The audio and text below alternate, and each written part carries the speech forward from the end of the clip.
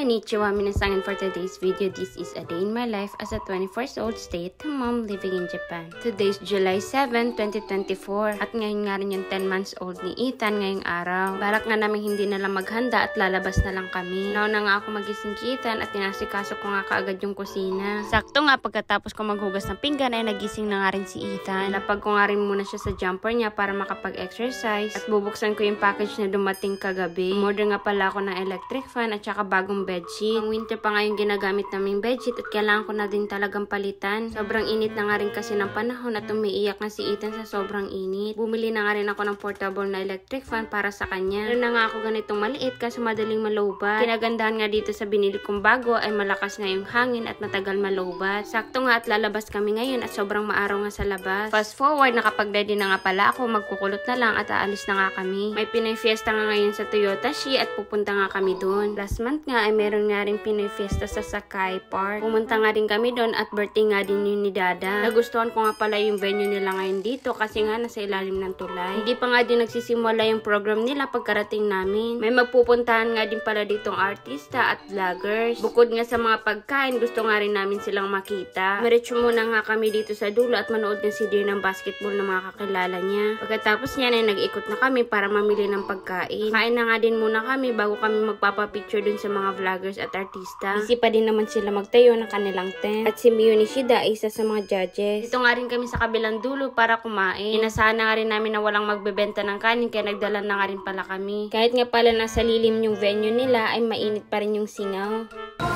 Sugay eh! Yan o. Nandito na nga kami sa booth nila para magpa-picture. Ito nga pala si JP in Japan. Meet na nga rin namin siya sa Nagoya nang pumunta kami. Ito naman si Dexter Vlogs. Rin nga din siyang baby na kasing age lang ni Ethan. At bago nga kami bumili ng payong, ipinakita mo na sa amin kung gaano katibay yung payong.